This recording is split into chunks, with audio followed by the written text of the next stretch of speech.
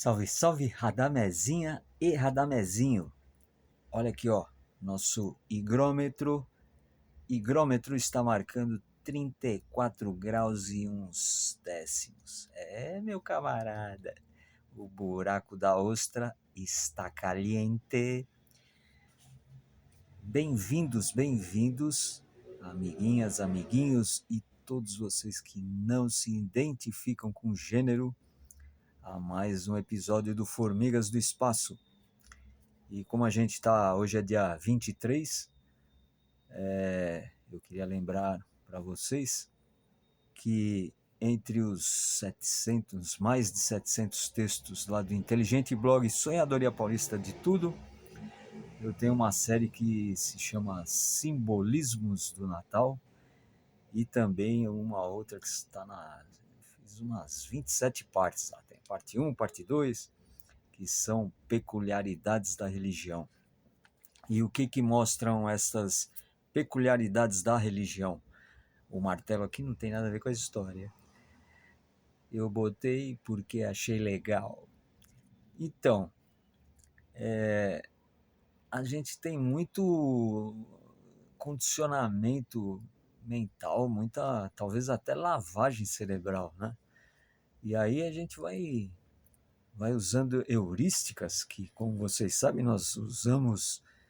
Existem umas 14, 15 tipos diferentes de heurística, que são os atalhos que o cérebro usa de A até B, mas nem sempre esses atalhos são a melhor solução para responder uma questão, né? E a gente às vezes faz isso com questões políticas, com questões religiosas, e não é diferente na história da crença, né?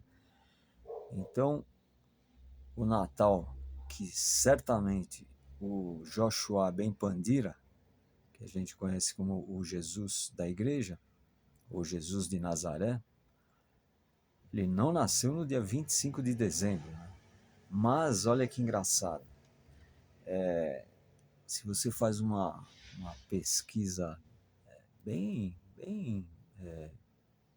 não muito profunda, você descobre que a gente tem vários seres de alta estirpe moral e ética que nasceram no dia 25 de dezembro.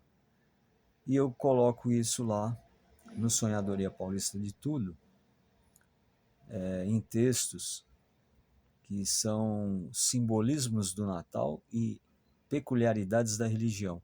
Então, se você vai lá no canto superior esquerdo do blog, bem escondidinho, tem uma foto deste javali espinhudo segurando um visor de contraste hippie. Você vai encontrar lá uma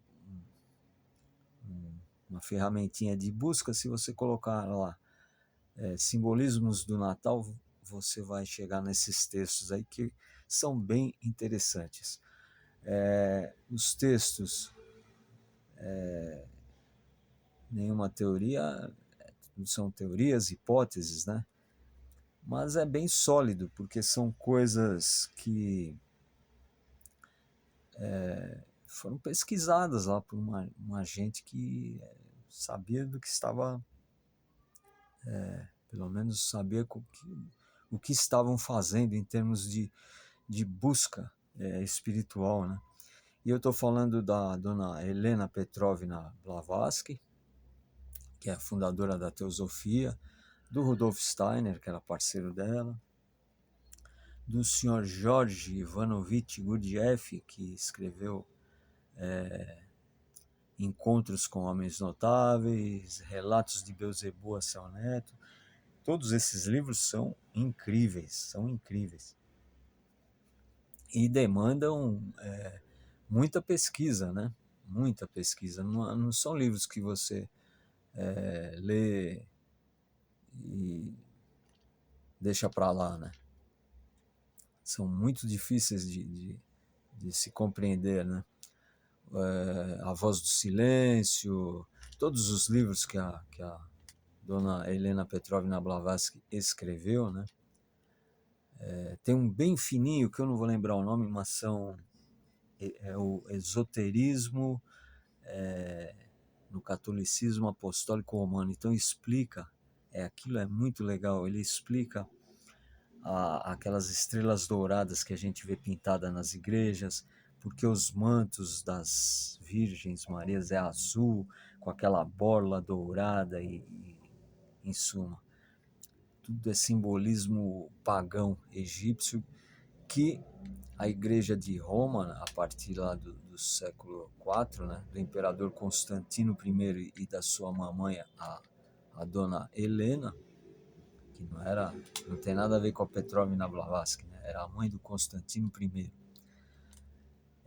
Eles foram se apropriando, né, e isso é meio que o normal das histórias vencedoras, né? O vencedor ele sempre, como é que se diz? Ele se apropria das bases, das estruturas da cultura anterior, né?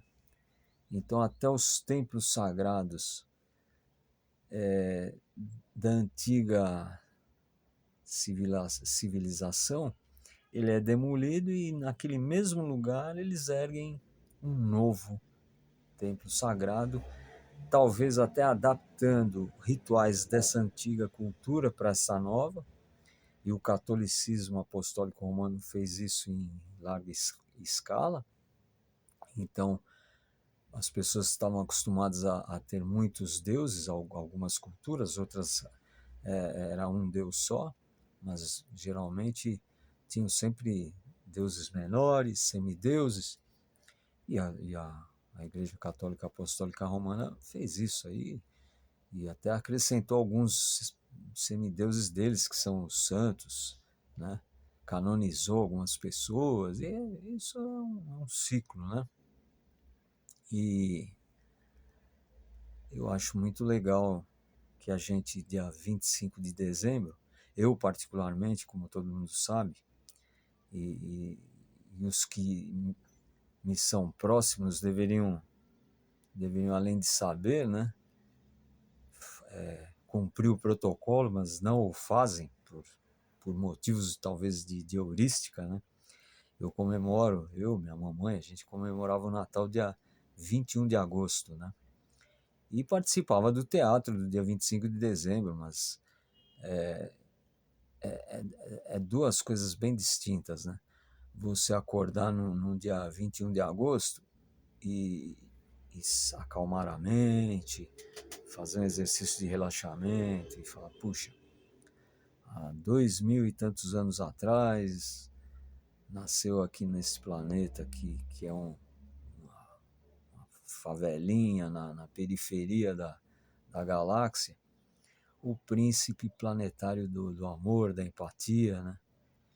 E aí você passar o dia meio dedicado a isso, né? Fazendo as suas tarefas, mas aqui na, na intimidade e privacidade da sua mente, você fazendo aquela. Não estou falando de mística devocional, de louvores, não. Você fazendo aquela reflexão benéfica e positiva sobre o significado de ter nascido esse grande ser que algumas tradições chamam de avatar, né? Os avatares. E, e dentro dessa apropriação que a cultura católica apostólica romana fez, foi essa, porque o deus do soldado romano daquela época era o deus Mitra. E ele nasceu dia 25 de dezembro, de mãe virgem, foi crucificado, tinha discípulos, fez milagres, e, e aí você vai vendo que antes do advento do Joshua Ben Pandirá, o Jesus da igreja, existiram outros seres que foram muito importantes, né? Inclusive na China, na África, que nasceram dia 25 de dezembro, de mãe virgem. Então basta a gente dar uma passeada.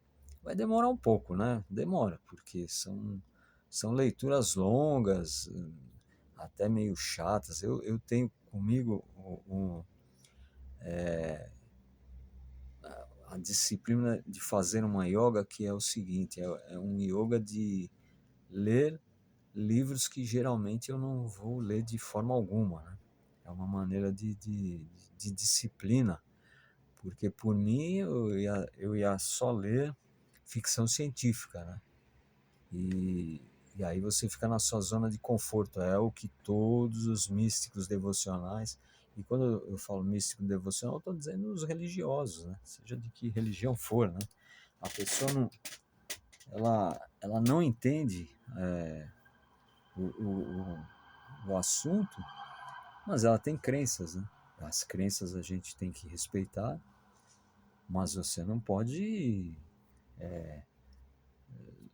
levar adiante isso, né? Não pode se deixar fanatizar, né? E isso é feito o tempo todo, né? Com essa questão nossa de estarmos num planeta de polaridade e dualidade, então tudo tem que ser bom, mal, alto, baixo, gordo, magro, e aí na polaridade, né? Positivo, negativo. Então as coisas não são boas ou ruins, elas têm uma frequência vibracional e elas têm uma polaridade positiva, polaridade negativa. Isso é uma das coisas que a dona Helena Petrovna Blavatsky escreveu, talvez na época tenha usado uma linguagem meio cifrada e aí a coisa ficou talvez um pouco confusa. De qualquer forma, você tem a hierarquia masculina que é positiva e a hierarquia feminina que é negativa. Você tem o Sol que é positivo, a Lua que é negativa, mas isso não tem nada a ver com bom, com mal, com demoníaco, que é outra coisa também que foi muito mal engendrada, essa história de demônio ser uma coisa do inferno ruim. Não era assim que essas coisas eram definidas na antiguidade, né? Isso veio numa modernidade aí que veio sendo construída ao longo do Império de Constantino I em diante, né? Porque em algum momento lá, pós-Constantino também, o cristianismo foi alçado à categoria de religião do Império, e aquelas centenas e centenas de evangelhos tiveram que ser editados, aí ficou João, Marcos, Lucas, Mateus, né? Ficaram só 4.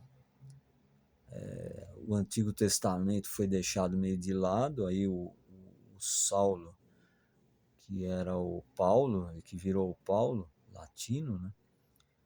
E saiu meio brigado da igreja lá de Jerusalém, saiu pelo mundo pregando que Jesus defendia que as boas novas que ele trazia não eram só para os judeus, era para todo mundo, tal, e ele construiu o Novo Testamento, né? Com essa linha, eu vou usar uma palavra talvez inadequada, a linha acadêmica helênica, né? Porque ele era de cultura helênica, né? Isso, mas seja lá o que for, gerou lá um Novo Testamento que tem muita coisa lá que não bate com o velho, né? E em algum momento Maria virou uma deusa, uma virgem, a mãe de Deus. Em algum momento Jesus virou Deus também. E essas coisas não procedem, né? Se você fizer uma pesquisa séria e com desapego e neutralidade, né? E maturidade psíquica, né? E maturidade psicológica, maturidade intelectual, né? em suma. Aí eu queria trazer essas reflexões para todo mundo, né? De pensar que tanta gente muito benéfica e positiva nasceu nesse dia 25 de dezembro, alguns 3, 4 mil anos antes de Jesus, né? É o caso de Krishna, da, da tradição védica da Índia, é o caso de Rama, da tradição védica da Índia, alguns imperadores da China, muito tempo antes de Jesus nascer, também nasceram dia 25 de dezembro, tinham discípulos, faziam milagres. E eu deixei essas pastilhinhas nos textos lá, que eu acho que merece uma reflexão. E, e uma outra reflexão é a respeito de dia 25 de dezembro, não tem nada a ver com o Natal, com o Natal, com o Papai Noel, né? E também tem as origens, né? Tem várias origens do Papai Noel, desde a clássica lá do Santa Claus lá da Finlândia, da Islândia, Dinamarca, essas, que era um caçador, que ajudou umas criancinhas lá durante uma terrível tempestade. A outra versão de ser um senhor abastado que ajudou o dote financeiro para as vizinhas que não tinham grana poderem se casar. Isso aí tudo são histórias muito interessantes e eu deixei lá o resuminho lá.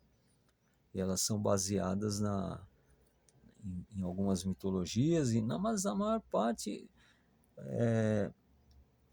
meu mote aí de citações e de onde eu tirei isso, tal, geralmente é Helena Petrovna Blavatsky, George Ivanovich Gurdjieff, essa turma aí, né? Turma dos primórdios da teosofia, né? O livro de Urântia também, né? Apesar dele ser bastante tendencioso para o cristianismo, né? Mas é uma excelente fonte de pesquisa, né? E difícil também, são mil e tantas páginas lá, que eu li e reli ao longo dos anos e fiz anotações e tal, o tempo todo tentando ir buscar, mas é muito difícil você montar esse mosaico, né? E alguma coisa dentro da minha limitada ferramenta sensitiva, eu fui pegando nessas histórias que eu chamo aí de exercício de comunicação telepática, fui tentando montar uns caquinhos lá, e obviamente sempre deixo o alerta lá que eu posso estar equivocado, provavelmente estou, né? Mas eu tento trabalhar o negócio com desapego e neutralidade, né? Então,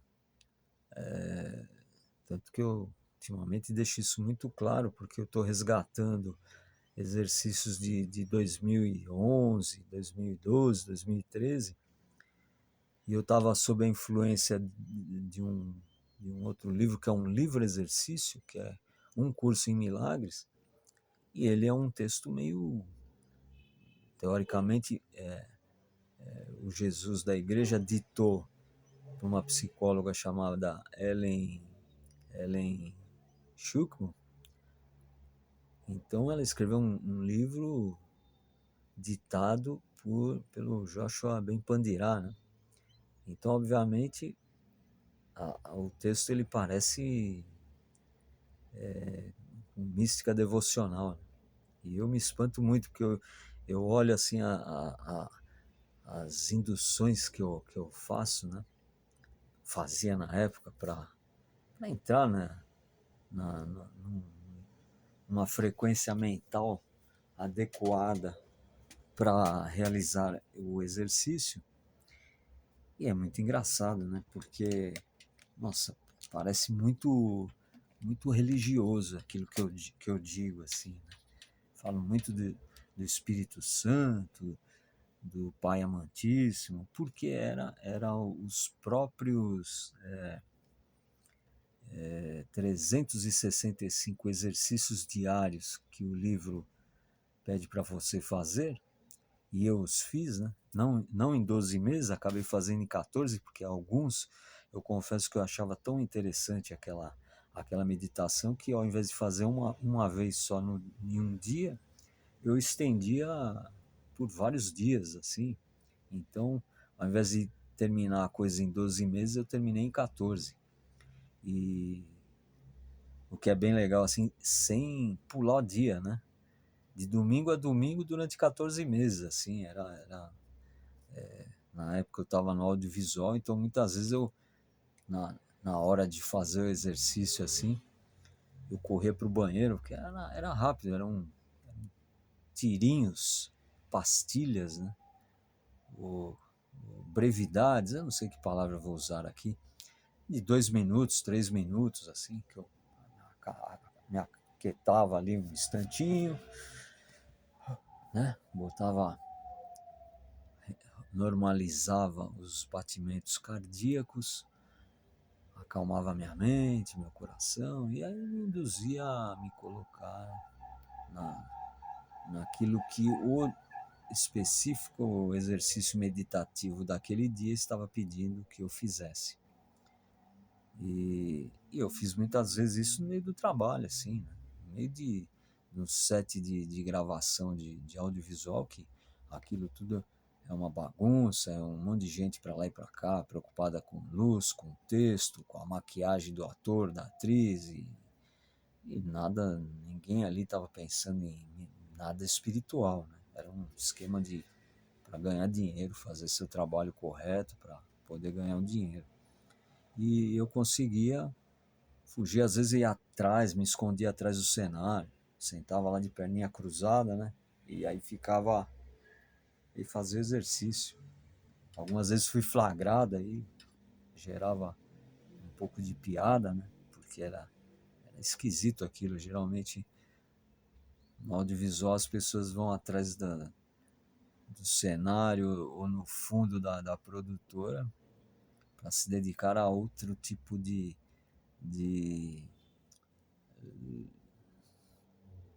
usufruto da sua consciência, se é que vocês me entendem.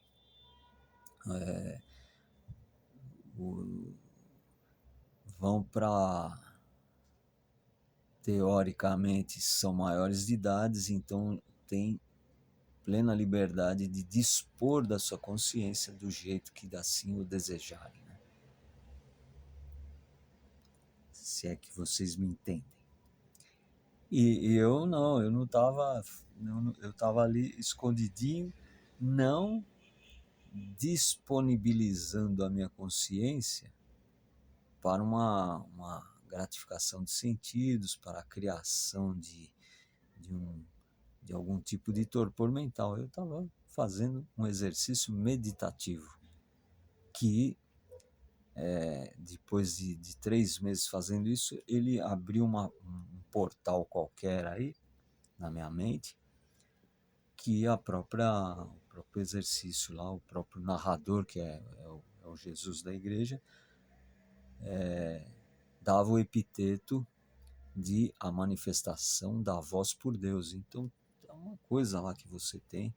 Talvez essa manifestação da voz por Deus seja uma maneira de verbalizar aquilo que no livro de Urantia é chamado de o ajustador do pensamento. Então, eu estou dando essas dicas aqui, não vou me colocar aqui como o intérprete do livro de Urântia, porque não tem essa capacidade. Eu li e reli muito aquilo lá, mas foi mesmo por pura limitação intelectual da minha parte. Então eu tive que ler e reler para tentar tirar o mínimo daquilo, porque é uma literatura bem complexa, mas é muito interessante, porque teoricamente, né, e tudo nessa nossa história aqui do visível para com o invisível é, é uma teoria, uma hipótese, uma tese, né? Ninguém pode afirmar, isso é a verdade e tal, a não ser quando você está visando o lucro, né? Aí você entra aí no YouTube e tem um monte de gente lá que apresenta, eu sou o ET tal, da oitava dimensão, e eu trago a tecnologia do bastão lunar, o da pedra redimensionadora de chakras de Saturno, né? E aí fala um monte de coisa lá e toma o teu dinheirinho, né? Eu tenho, eu tenho uma ferramenta mágica também, que é o martelo sagrado de Thor. Ele é milagroso, eu posso provar para vocês que ele é milagroso. Você pega uma outra ferramenta sagrada chamada prego e você consegue, fazendo este movimento aqui, fixar este prego em paredes, em cadeiras, seja lá onde for, né? É uma coisa incrível. Só que como esse é uma magia liberada, né? Então qualquer lugar que você vai, você consegue comprar o prego e o martelo de Thor e tá tudo certo. Já virou do mercado, né? Eu tô fazendo essa palhaçada aqui, que eu tô enchendo linguiça aqui enquanto eu tô falando, tô tentando lembrar o nome de todos os avatares que nasceram no dia 25 de dezembro e todas as informações do simbolismo do Natal, e não dá, eu não vou conseguir de cabeça. Aí não sei se ficaria chato, provavelmente vai ficar eu pegar um dos meus caderninhos aqui e ler alguns trechos dessas coisas aí, que é muita informação específica da teosofia, mas que é interessante. Eu acho que vale a pena dar uma fuçada, né? Então é isso, galera. Sei que daqui 2 dias vai ser aquela história, mas vamos tentar, na medida do possível, que a ceia não seja só aquela coisa, né? Uma mesa cheia de cadáveres de animais e álcool, né? E aquela gritaria, aquela falação insana, porque você está meio intoxicado pelo álcool, aquela gritaria, ninguém ouvindo ninguém. Com certeza, várias televisões ligadas em todos os recantos da casa. Não é legal, tem que ter um congraçamento familiar, tal, mas procura em algum segundo lá, você que tenha mais, mas sem ser mística, devocional, né? Trazer essa reflexão para todo mundo, falar, ó, Jesus não nasceu dia 25 de dezembro, mas faz o quê? 2000 anos que todo mundo fala isso, então acabou que essa criou-se um egrégora, né, dessa energia, né? E que não tem nada a ver com Jesus veio aqui, morreu pelos nossos pecados. Isso aí é até criminoso difundir, divulgar essa mensagem. É o que a igreja faz, é o que os fanáticos religiosos aí fazem, né? Qualquer pessoa com mínimo de inteligência sabe que se eu me sacrificar numa guilhotina, numa cruz, seja lá o que for, eu não vou lavar os seus pecados, né? nem os pecados de ninguém. As nossas decisões somos nós que resolvemos ou não resolvemos, né? Não tem como eu pegar um bode expiatório e fazer um monte de coisa errada e você mata o bode expiatório e eu tô limpo, minha alma está limpa. Isso é de um impuberismo psíquico gigantesco. Então não é disso que eu estou falando, mas estou falando que é a comemoração, é Natal, né? Natalício, é o nascimento do príncipe planetário do amor, né? Então a ideia é essa, né? Vamos fazer com que não se trata de comprar presente, de dar presente, não. É um momento de espiritualidade, né? De, de, de tentar se conectar com essa voz interior. Aí nesse ponto a meditação é muito boa, porque você consegue qualquer canto, até no meio da Paulista lá, você abaixa, fecha os olhos, respira e tenta se conectar com isso. Ao longo desses anos, sempre que eu faço isso, eu me conecto com alguma mensagem, né? E eu a escrevo. Muitas delas vieram assinadas pelo próprio Joshua Ben Pandirá. Ah, isso aí é uma verdade? Não posso, não posso falar uma coisa dessa, não posso afirmar isso, né? Eu posso ser esquizofrênico também, né? Paranoico, qualquer coisa. Drogado não sou, alcoolizado não sou, mas posso ser esquizofrênico, né? E espero que não seja, eu acho que não sou, né? Tudo, tudo a gente tem que ficar olhando assim com um distanciamento da neutralidade e do desapego, né? Mas a ideia é trazer para esse dia o que há de verdade nessa história toda, que é, pô, não tem nada a ver com o Papai Noel e com dar presente, né? Nasceu um avatar, um ser de alta estirpe moral e ética, né? E que reza muitas teorias aí, que se tornou o Jesus Sofia, e é esse ser que vai voltar, né? Conforme ele fez a promessa lá na, nas histórias que se encontram nos livros da Bíblia, que ele ia voltar, tal, né? A segunda vinda do Messias, tal. Então tem uma teoria a esse respeito, né? Que o Jesus realmente vai voltar, mas não como aquele ser que viveu na Palestina, né? Ele vai voltar como uma consciência cósmica, crística, né?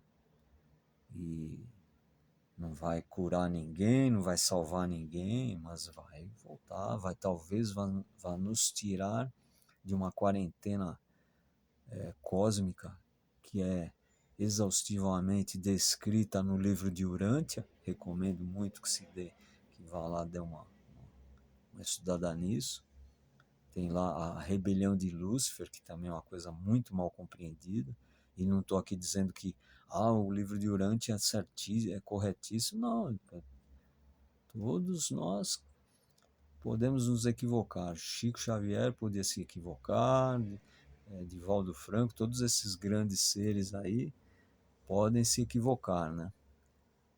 Eu, então, na minha pequenez, não tenho a menor dúvida que posso me equivocar, mas a gente está lutando aí para tentar ser o mais equilibrado possível. E aí essa minha insistência no blog Sonhadoria Paulista de Tudo, a minha insistência nessa besteirada toda que eu falo no Formigas do Espaço, é para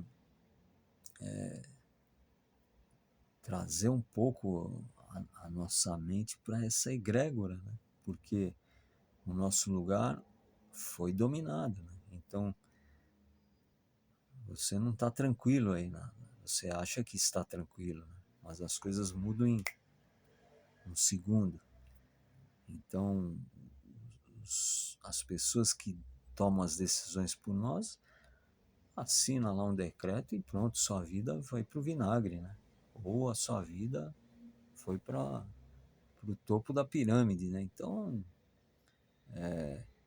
se fiar muito na segurança da materialidade do capitalismo financeiro não é não é um caminho que eu recomendo, não. É isso, galera. Quem quiser me fazer um mimo, me desejo Feliz Natal no dia 21 de agosto de 2026, porque ninguém me deseja Feliz Natal no dia 21 de agosto. Eu fico mó tristão e, pelo contrário, faz questão de ficar me mandando aquelas,